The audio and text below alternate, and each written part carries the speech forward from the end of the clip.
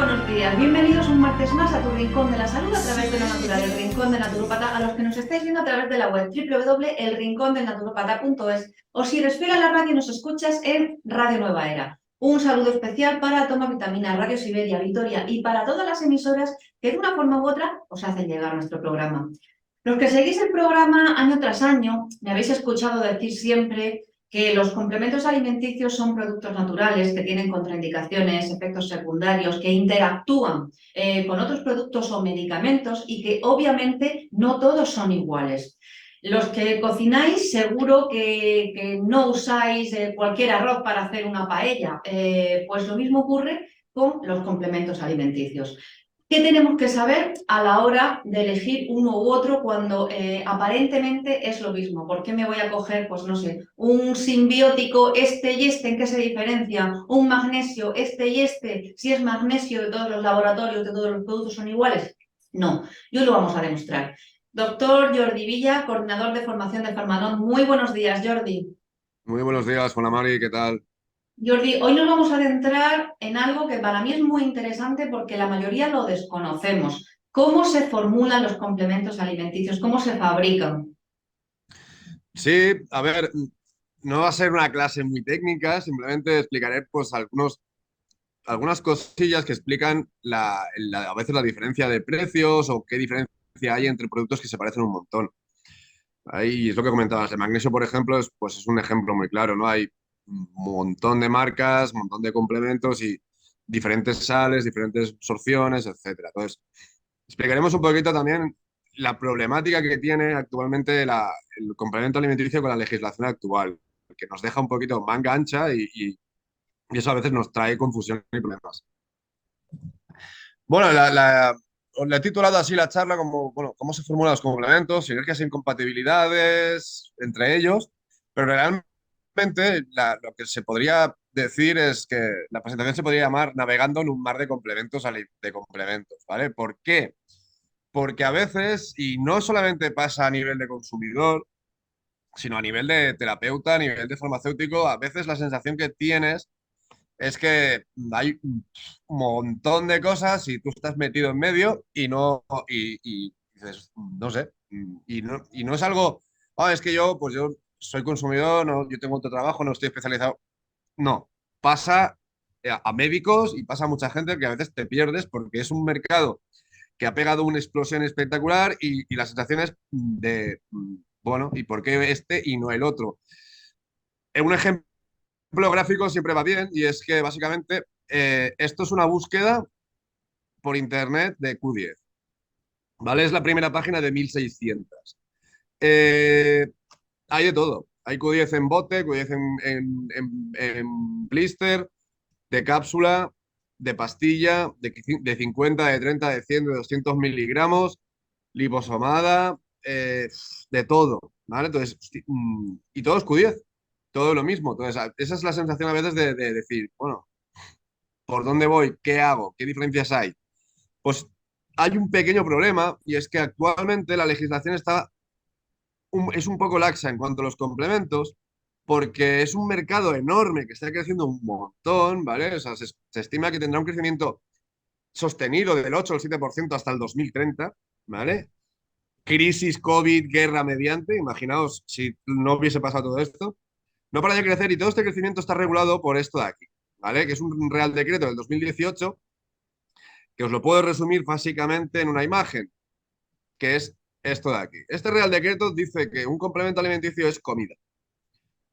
Es decir, es equivalente a un filete, a una zanahoria, lo que sea. Y la verdad es que la sensación que tienes es que no es no es alimento. Se llama complemento alimenticio, pero se parece más a un medicamento que a un alimento. Pero claro, la regulación es a nivel alimenticio. ¿Eso es bueno o es malo? Hombre, si tú estás buscando un filete o una zanahoria, se cumplen unas reglas que son las adecuadas para este tipo de alimentos, ¿vale? Pero quizás a veces se quedan cortas en cuanto a los complementos. ¿Por qué? Porque en alimentación pues te piden las buenas prácticas de manufactura, ¿vale? Que es que, bueno, que la gente que trabaja ahí sepa lo que está haciendo, que haya unas condiciones de higiene en la producción, un control de calidad, un sistema de quejas o de recopilación de problemas. ¿vale? Y también se pide un análisis de puntos de control críticos, ¿vale? Bueno, pues por ejemplo, al final de la línea de cuando se produce, yo qué sé, se producen salchichas, al final de la línea de la producción de salchichas hay un detector de metales y dirás, hostia, ¿y para qué hay un detector de metales? Eso está en todas las fábricas de alimentos. Pues porque puede haberse caído un tornillo a alguna máquina, tan tonto como eso. Y lo detecta y se quita. Eso es un punto crítico de control. Eso está muy bien y también lo tienen los complementos porque están obligados. Pero a partir de ahí hay otras cosas que se les pide a medicamentos que no se les pide a complementos. Y nosotros damos por hecho que a los complementos se les trata igual con medicamentos. Por ejemplo, un código nacional, que es básicamente como una matrícula. Ahora os contaré un poquito qué es el código nacional, ¿vale? Uy, perdón. Es como una matrícula donde, bueno, lo que se pide para tener, lo que tienes que tener para un código nacional es que el etiquetado del complemento cumpla con la legislación vigente en cuanto a los productos que estén bien etiquetados, que lo que esté etiquetado sea realmente lo que hay dentro, ¿vale? Que se muestre en negrita los alérgenos. Es un control, ¿vale? Y es un número de matrícula que cualquier problema, pues sabemos que ese número es ese producto, ¿vale? Eso que pone allá arriba, por ejemplo, CN 38475. Eso es la matrícula, ¿vale? No es obligatorio. Es obligatorio en medicamentos. En complementos no es obligatorio, ¿vale? Se puede hacer, pero no te obligan. ¿Ventajas de esto? Pues que como para conseguir el código nacional tienes que pasar un estudio analizan y estudian ese producto. Si lo que tú dices que lleva realmente no lo lleva, no lo vas a poder vender, ¿vale? Por ejemplo, pasó hace tiempo con un producto que salió y lo petó, que era para la disfunción eréctil, ¿vale? Que realmente iba súper bien. Era un complemento alimenticio que la gente iba loca para buscarlo en las farmacias. ¿Sabéis por qué funcionaba tanto? Pues porque llevaba Viagra, ¿vale?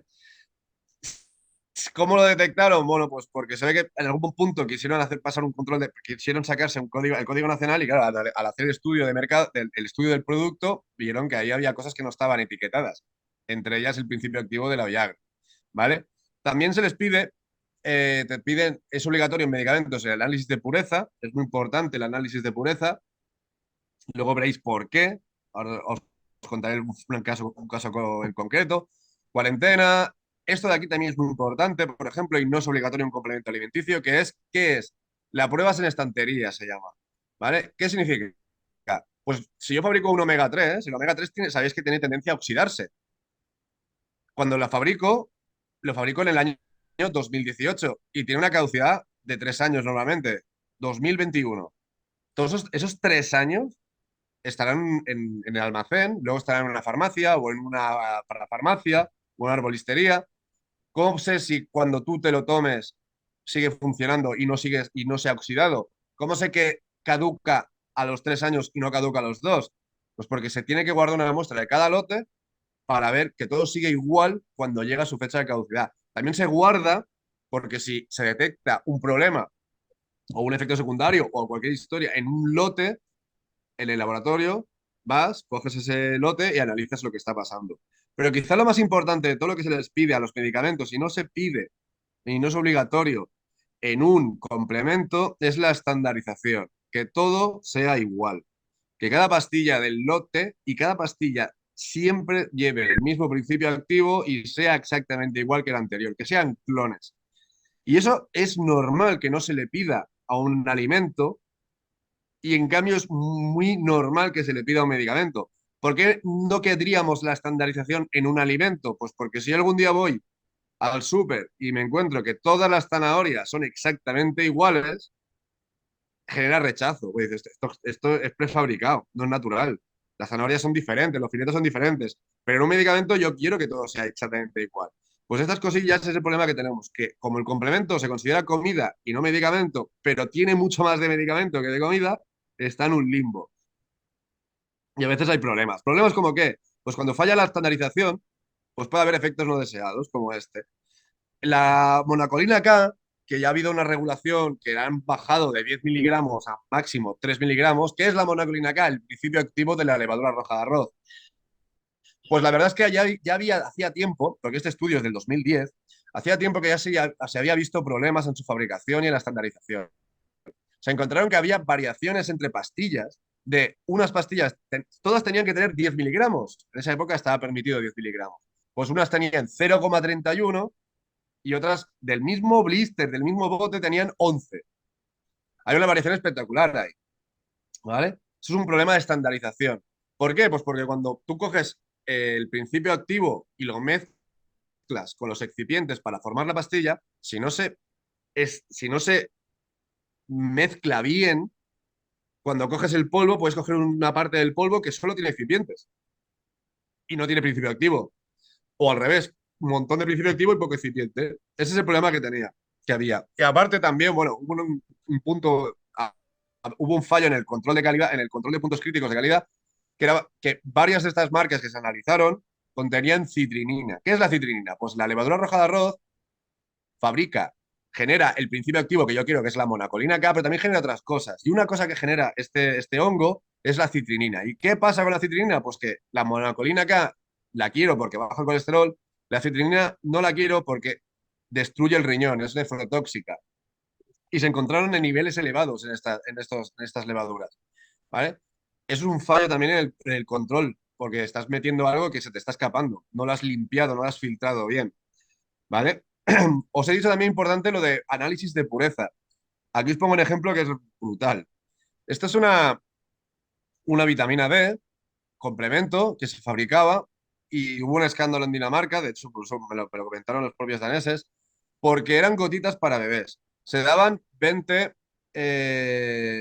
gotitas, ay, perdón, 10 gotitas con 20 unidades internacionales, ¿vale? El total, 200 unidades.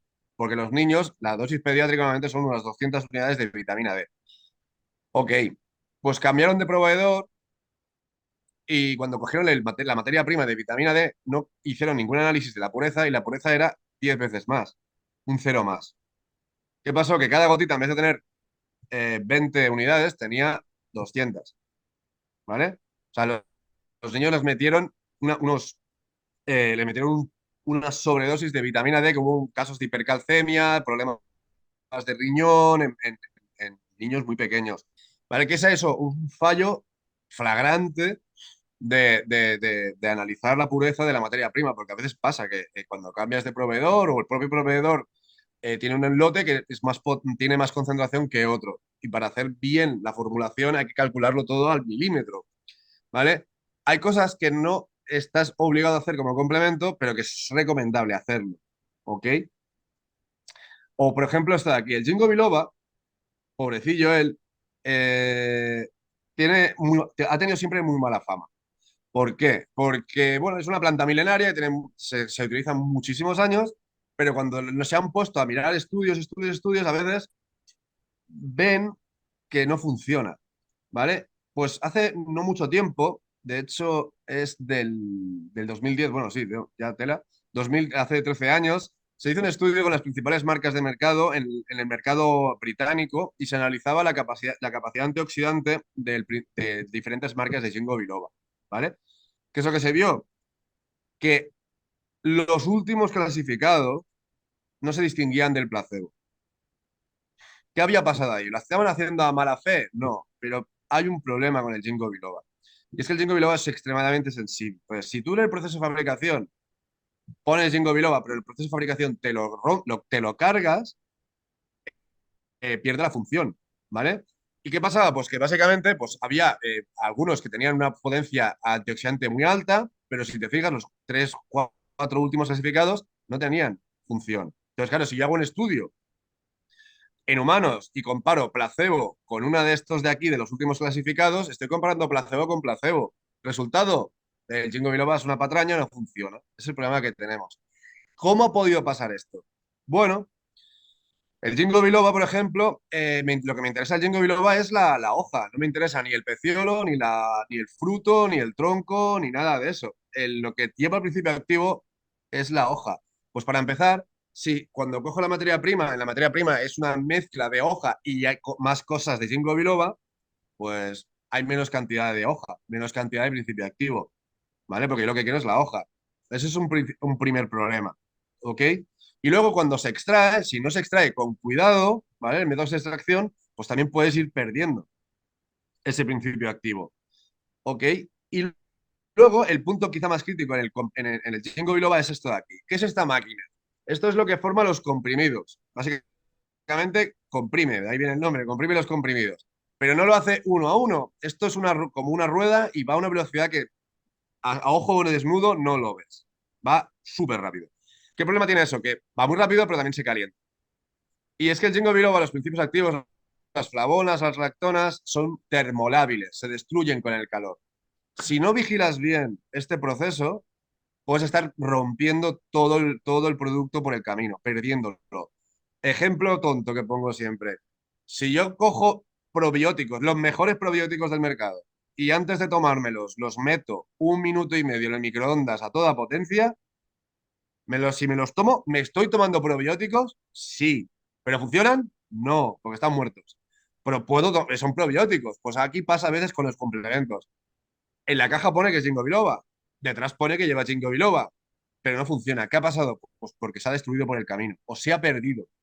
Y eso puede pasar.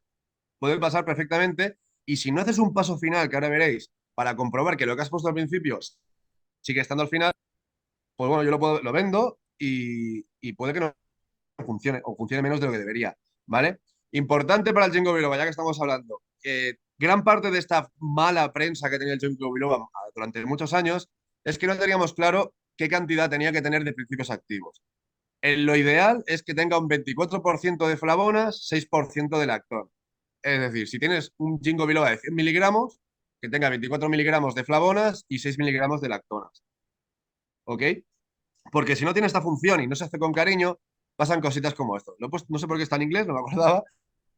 Pero bueno, aquí probaban si tenía función en prevenir el declive cognitivo asociado a la edad, ¿vale? Y vieron que comparado con el placebo, pues el uso de ginkgo biloba no tenía un resultado diferente, era placebo, ¿vale? Siempre salen que no hay suficiente evidencia, etcétera, etcétera. Pero cuando empiezas a utilizar ginkgo biloba bien hecho, de calidad, con la proporción 24:6, empiezas a ver resultados positivos, como este de aquí, en que se ve que sí que tiene una función protectora en la demencia asociada a la edad.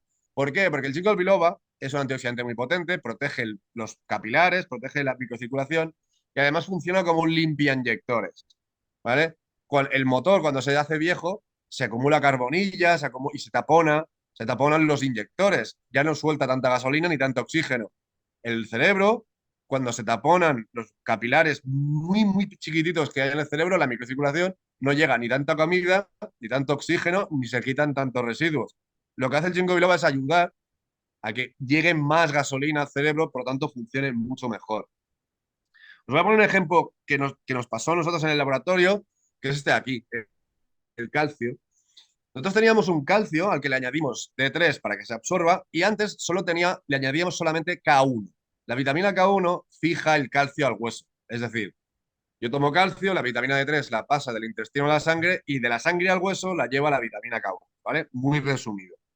Y un día vieron que era mejor la combinación K1-K2. Ok. Hicimos todo empecé a hacer, y lo hice yo, el papeleo para sacar el código nacional del nuevo producto y todo el estudio y tal. Me dijo, páralo porque tenemos un problema. ¿Qué era el problema? No aparecía en ningún lado la K2. ¿Cómo sabíamos que no había aparecido la K2? Porque cuando fabricábamos este producto, se hacía un espectrofotómetro se ponía el producto en un espectrofotómetro de masas. ¿Qué es eso? Es una máquina que analiza eh, todos los componentes que hay, todos los átomos que encuentra y componentes que encuentra en una pastilla o en lo que sea, ¿vale? Básicamente lo quema y analiza lo que es la radiación que sale al quemarse y puede detectar el tipo de, pues esto es fósforo, esto es no sé qué. Pues cada pico, uno es calcio, el otro es un excipiente X, el otro es la vitamina K, el otro es la vitamina D3, pero cuando buscaban la vitamina K2, el pico que representa la K2 no estaba. Entonces lo pararon. Hasta que nos dimos cuenta que era lo mismo. La vitamina K2 se destruye con el calor y hay que bajar la temperatura, hay que bajar la máquina hasta que comprime, que no vaya tan rápido, para que no destruya el principio activo.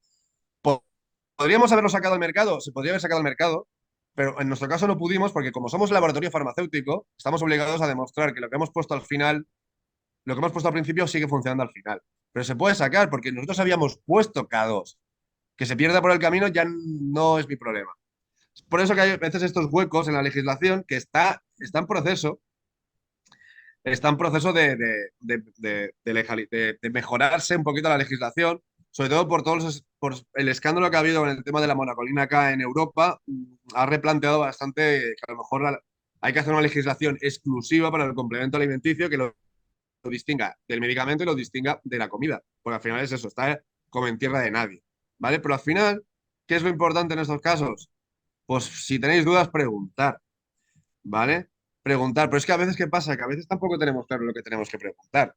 Por ejemplo, ¿alguien sabe lo que es el índice TOTOX? Yo creo que ya he hablado alguna vez del índice TOTOX en este programa, ¿vale? Pero el índice TOTOX mide la ranciedad del aceite y cualquier aceite se enrancia. El de coco se enrancia muy a poco, es muy resistente para la oxidación, pero al final es cuando le da el oxígeno a un aceite, empieza a acumularse peróxidos y anisidinas y eso es ranciedad, ¿vale? Se va enranciando. ¿Ok? Pues hay un índice que calcula la cantidad de peróxidos y de anisidinas y te saca un número que se llama TOTOX. El máximo en la Unión Europea es 26 y se recomienda no ingerir aceites por encima de 10. Dices, hombre, pues si me recomiendas no ingerir por encima de 10, ¿por qué pones el máximo en 26? Ponlo en 10 o en 11, pero bueno, la cuestión es esa. ¿Qué pasa? Pues que hay que cumplirlo bastante. Para que no se enrancie el aceite, hay que hacer una carrera contra reloj. Os pongo un ejemplo. Cuando se fabrica omega 3, el omega 3 llegan en bidones de 500 litros de aceite de pescado o de aceite de krill o de cualquier aceite. Si tú abres ese bidón, ya entra oxígeno. Cuando entra oxígeno empieza la carrera. Hay que mezclarlo con el excipiente que tenga que tener el conservante, meterlo en la cápsula y ojo, si lo metes en la cápsula, lo ideal es que la cápsula esté lo más llena posible y que además no quites el oxígeno. ¿Cómo se quita el oxígeno? Básicamente se dispara un chorro de nitrógeno, el nitrógeno empuja el oxígeno y entonces al cerrarse la cápsula, lo que hay dentro es el líquido, el aceite y nitrógeno, que el nitrógeno no oxida, ¿vale? Pero tiene que salir muy bien esto. Esto es lo que se consigue. Si consigues almacenar corriendo rápido y almacenarlo sin oxígeno o cualquier omega, no se oxidará. Pero hay que saber hacerlo y hay que hacerlo bien. ¿Cómo sabemos si lo hemos hecho bien o no? Las pruebas de estantería, cuando llega a 3 años el producto Molino Plus, se va cogiendo aleatoriamente muestras y se mira otra vez el índice TOTOX, ¿vale? Si yo lo he puesto con un índice TOTOX, normalmente está ronda al 2, 3, y veo que al final, a los 3 años, está en 3, 4, vale, está bien. Pero si veo que cuando lleva 3 años está en 14, 15, no está bien, ¿vale? Esto es una cosa que no estamos obligados a poner en la caja y no se pone porque varía por lotes, entonces habría que reimprimir siempre las cajas, pero tendrías que, si tú se lo pides a cualquiera, tendría que poder darte el lote tal tiene este índice TOTOX, ¿vale? Porque al final, ahora os traduzco qué es el índice TOTOX en la vida real. Si te has dejado alguna vez una botella de aceite abierta en la segunda residencia, si es que tienes, o mal guardada en algún sitio y no te has acordado de ella, cuando la vayas a encontrar y la abras, verás que en la boquilla, donde está la rosca, el tapón, hay un aceite que parece pega, bastante asquerosito. ¿Ese aceite qué es? Un aceite enranciado, un aceite con un nivel de Totox espectacular, ¿vale? ¿Os habéis preguntado alguna vez por qué cuando si te tomas omega 3 y repite tan mal? Porque el pescado a veces sí que puede subirte un poco. Si tú te tomas una loncha de salmón, te sube un poco a veces sabor a salmón, pero te sube sabor a salmón, no te sube sabor a pescado muerto. Pues muchas veces ese sabor a pescado muerto es porque el índice Totox del omega 3 que te has tomado estaba bastante alto. Sería un 12, un 13, es legal, pero están 12, 13. Entonces tú te lo tomas en cápsula, no lo notas. Pero cuando la cápsula se abre y si se te repite, lo que te sube es un pescado que no está en muy buen estado ya, ¿vale? Y eso es a veces las pequeñas diferencias. ¿Eso cómo se puede regular? Pues si buscas que haya complementos con control farmacéutico, consigues reducir estos pequeños problemas y riesgos. ¿Por qué? Porque, mira, si yo me compro una monacolina K y de 10 miligramos y en realidad hay una pastilla que tiene 3, pues tiene 3. Ese día mi colesterol no bajará tanto. Pero el omega 3, por ejemplo, tiene un pequeño problema, que es que el omega 3 es antiinflamatorio, antiagregante, ¿vale? Pero cuando se oxida el omega 3, ¿qué le pasa? Que se convierte en proinflamatorio, proagregante. Es decir, una cosa es que te tomes algo y que no funcione, la otra es que te tomes algo y haga exactamente lo contrario de lo que estás buscando. ¿Vale? Eso también explica a veces, pues, por qué cuando vas a una parafarmacia, por ejemplo, hay 12.000 marcas de omega 3 a precios desde el más caro al más barato. Pues a veces hay que buscar un poquito en estos puntos la calidad, ¿vale? Y luego importante también, mira, hablando de paella que hablaba Juana Mari, por muy bien que hagas las cosas, por muy buena materia prima que tengas y por mucho que lo mimes todo, si no consigues que se absorba, tampoco te va a servir, ¿vale? Por ejemplo, mira, el ejemplo es ese. Yo puedo tener la mejor arroz de Valencia, puedo tener las mejores gambas de Almería y en teoría te tiene que salir una paella de este tipo, ¿vale? Pero esta es la paella que le salía a mi abuela porque yo me distraigo con la cerveza y a mí se me quema, ¿vale? Te puede quedar así. Y es el mismo arroz y las mismas gambas. Ese es el problema que tenemos a veces. Por ejemplo, un ejemplo claro. La Q10. La Q10, si yo cojo la mejor Q10 del mundo, que es un polvo amarillo, con unos cristales amarillos, y lo meto en un comprimido, una pastilla, la absorción es casi cero. No entra. Y hostia, pues si es la mejor Q10 del mundo, ya. Pero no, está en una forma que no entra. ¿Ok? Eso pasa, por ejemplo, con las lentejas. Tanta historia con las lentejas del hierro. Yo he comido lentejas hasta morirme. Porque mi madre, lentejas, hierro. Y resulta que ese hierro es casi casi cero biodisponible, no se absorbe. Hay que dejar germinar la lenteja, etcétera, etcétera, para que se absorba mejor. Pues pasa lo mismo. Nosotros lo que hacemos es poner el Q10 en un aceite y luego hacer un pequeño pretratamiento para conseguir que ese aceite se disuelva completamente. ¿Por qué? Porque si yo cojo ese polvo de Q10, lo meto en aceite, pues queda a temperatura corporal, ves que quedan cristales aún disueltos en aceite. Esos cristales no atraviesan el intestino, no se van a la sangre. Si haces un pequeño pretratamiento, que es una tontería, es subir la temperatura poco a poco durante unas horas, estos cristales cambian de forma y esta forma que tiene mucha más superficie de contacto permite que a temperatura corporal la disolución sea casi total. Hay algún cristalito, pero no. Todo lo demás está disuelto en aceite. ¿Qué pasa aquí? Que la Q10 pasará la barrera intestinal y irá a la sangre.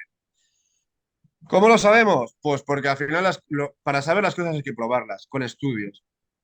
La diferencia entre hacer el pretratamiento este y no hacerlo es estas dos barras de aquí, la negra y la lila, es la absorción, o sea, es la cantidad de Q10 que hay en sangre, esto está probado en humanos, tomando la Q10 sin el pretratamiento, la lila, y la Q10 con el pretratamiento, disparas la absorción. Entonces, si es exactamente lo mismo, es la misma gelatina, el mismo aceite de soja y la misma Q10, la compramos a la misma persona, al mismo proveedor. ¿Y qué diferencia hay aquí? Pues el pequeño pretratamiento. La lenteja, si la tratas bien, absorbes el hierro. Si coges la lenteja y la dejas en remojo 5 minutos y la tiras y haces unas lentejas, no absorbes ese hierro. Es lo mismo. ¿Vale? A veces es importante. Y también es muy importante quién acompaña a quién. ¿Cuándo me tomo algo? Es una pregunta muy típica que me hace la gente. Normalmente, si es una cápsula de gelatina, quiere decir que dentro hay aceite. Las perlas llevan aceite dentro. Pues todo lo que vaya con aceite, todo la Q10 va con aceite, los omegas son aceite, la vitamina D es aceite, todo lo que vaya con aceite, tómatelo con algo que lleve aceite, con comida. Porque cuando una vitamina es lipófila, tiene que ir disuelta en aceite, como la Q10, como la vitamina D, la vitamina E, para absorberse, tiene que estar activada la digestión. Pues si te lo tomas en ayunas, esa capsulita el cuerpo no la detecta y no activa el sistema digestivo. Entonces, si no hay sales biliares, bueno, hay un proceso de saponificación y no se absorbe. Entonces, todo lo que sea lipófilo, y así como sé que es lipófilo, pues todo lo que vaya disuelto en aceite, todo lo que sean perlitas de aceite, con comida. Y si es algo que no lleva comida, y si es algo que es un comprimido, en general, si no lleva aceite, puedes elegir un poquito cuándo tomarlo. Sí que es verdad que muchas veces se recomienda tomar con comida porque hay algunos comprimidos, por ejemplo, el selenio tiene un olor muy característico, metálico, y hay gente que dice que si lo toma en ayunas le sube ese olor. ¿vale? No es muy desagradable, pero bueno, entonces si te lo tomas con comida, mejor. Pero sí que es verdad que a veces es un poco indiferente. Ya lo veréis luego, porque, por ejemplo, pondré el caso del magnesio. Bueno, tomo magnesio, ahora lo veréis. Otra pregunta que me hace mucha gente a veces es, bueno, ¿y por qué no podemos meterlo todo junto? ¿Vale? A veces no podemos meter las cosas todas juntas simplemente por el hecho de que unas cosas tienen que ir disueltas en aceite y otras en forma de comprimido, como os he contado. Por ejemplo, la Q10. Si yo quiero asociar la Q10 con levadura roja de arroz, tengo un problema, ¿vale? La Q10, si te la tomas en forma de comprimido, la absorción es casi cero. Eso para empezar. Es mejor tomarla en aceite y tomarla con comida. Y normalmente la Q10 se toma por la mañana. Y la levadura roja de arroz tiene que ir en forma de comprimido. Y normalmente se toma por la noche. Entonces, eh, ¿qué hago? Pues muchas veces hay cosas que lamentablemente, aunque sea muy cómodo tomarlo junto, la efectividad no es la misma. Si quieres tomar las dos cosas bien, uno tiene que ir por la mañana con comida, el otro tiene que ir por la noche antes de acostarte. A veces pasa esto. No solamente simplemente que sean incompatibles en cuanto a la forma de entrar en tu organismo, sino que hay veces que entre ellos compiten, ¿vale? A mí hay multivitamínicos que llevan infinidad de cosas y la gran mayoría de esas cosas, ¿sabéis dónde acaban muchas veces? En el baño. ¿Por qué? Porque compiten entre ellas. Hay algunas que tienen una función sinérgica y otras que no, que se odian, ¿vale? Por ejemplo, el magnesio y el calcio se recomienda tomarlos juntos, pero no revueltos. Es decir, magnesio favorece la fijación del calcio, pero si tomas magnesio y calcio, a ver dónde lo tengo aquí, el magnesio y lo buscamos con el calcio, te ve que hay una asociación positiva. Magnesio y calcio van bien, pero si los tomas a la vez, ¿qué pasa? Que el calcio ocupa todas las puertas de entrada del organismo y deja el magnesio fuera. Entonces, si quieres que se absorba mejor, mejor separado. El pobre cobre no puede ir con nadie. O sea, es el discriminado del grupo. Por ejemplo, si tomas mucho zinc, puedes empezar a tener déficit de cobre. Hay que regularlo, hay que no tomar mucho zinc, vigilarlo, ¿vale? No pasarse de la dosis, etcétera. La vitamina E inhibe la absorción de la Q10. ¿Vale? Entonces hay que vigilar. No, a veces meter más no significa tener más. A veces tienes menos. Es un problema que tenemos. A mí nos encantaría, la verdad. O sea, para mí sería genial si todo el Vademecum de Farmanor me lo resumiesen en un producto, mis formaciones y mis explicaciones serían mucho más cortas. ¿Vale? Toma, este es el producto, esto es Farmanor, todo junto. Ya. Pero a veces no se puede o a veces no interesa porque yo no quiero, porque yo no quiero calcio, yo tengo bien los huesos. Pues no, pues toma, yo tengo un déficit de vitamina D, no de calcio. Pues toma vitamina D a secas, no necesitas más. ¿Vale? A veces hay este problema. Y es lo que os comentaba, hay cositas que hay que saber un poquillo y la mejor forma pues es preguntar y bueno, como estáis ahora viendo este programa, el calcio y el magnesio, pues lo que os decía, juntos pero no separados. ¿Por qué?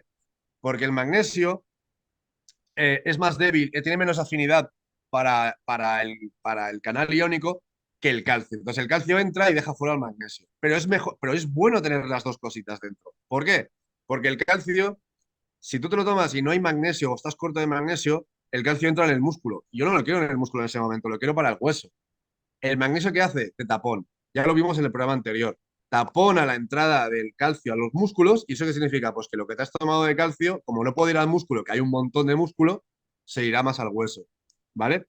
Otra pregunta muy típica, ya lo hablamos el otro día también, creo, la vitamina D y la K. ¿Tienen que ir juntas? La vitamina D, si tú tienes un déficit de vitamina D pero no tienes osteoporosis, no tienes por qué tomar K. Tómate la vitamina D y punto. Te sube la vitamina D. Si tu problema es que tienes osteoporosis, tómate vitamina D y K, porque la K lo que hace es fijar el calcio. Pero si no tienes un problema de calcio, tampoco es necesario tomar una vitamina que es la K, que la vitamina K, quieras o no, tiene un factor procoagulante.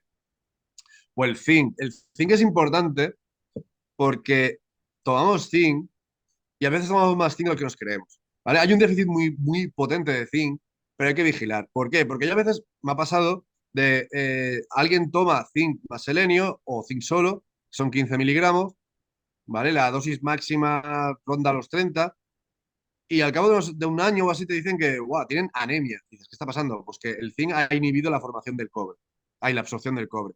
Y miran y tienen un montón de zinc. ¿Qué está pasando? Pues si yo solo tomo esto.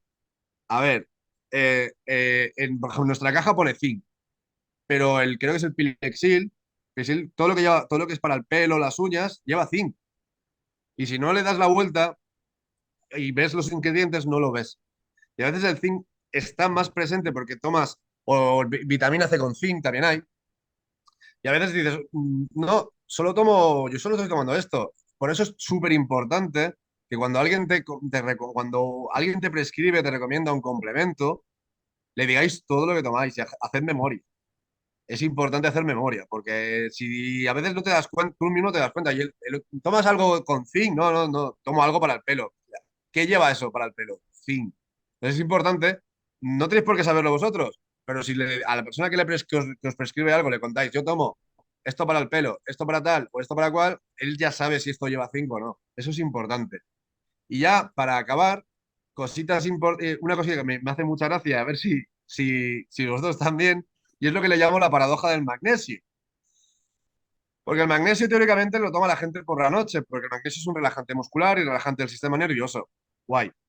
Pues resulta que cuando yo hago webinars, ¿vale? Hice un webinar que tenía 130 personas y hice una encuesta en ese webinar, ¿vale? Y puse, ¿cuándo te lo tomas? Indiferente, por la mañana o por la noche, ¿vale? Pues el 33% de gente votó por la mañana, el 33% de gente votó por la noche y el 33% de la gente votó que cuando les acordaba. Es increíble, ¿vale? ¿Por qué? Y aquí viene lo bueno, porque lo pregunté, ¿y por qué? Porque hay mucha gente que dice que por la noche le va bien porque relaja, realmente es lo que normalmente estamos acostumbrados, y hay gente que se lo toma por la mañana porque antes de ir a hacer el ejercicio por la mañana dice que le activa. Hay veces que, ok, la levadura arrojadora es por la noche, la Q10 por la mañana, pero hay complementos que tampoco hay que ser tan cuadriculado. Hay gente que el complemento le funciona mejor a una hora o le funciona mejor a otra hora, o a veces por comodidad. También es eso, que a veces no exactamente lo que tiene que ser. Hay cosas que puedes tomarlo más o menos cuando quieras, ¿vale? Y al final, la gran pregunta que siempre hay que hacer es preguntar.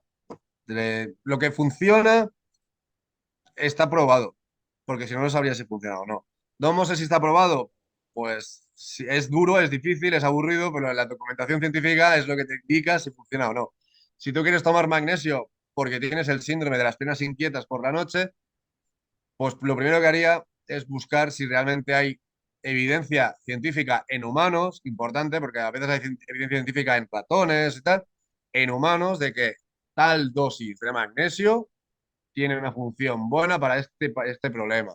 Tal dosis de Q10 tiene una función importante para frenar la degeneración macular, etcétera. ¿Qué tipo de...? Eso es importante. ¿Cómo lo podéis hacer vosotros? Muchos artículos son gratuitos.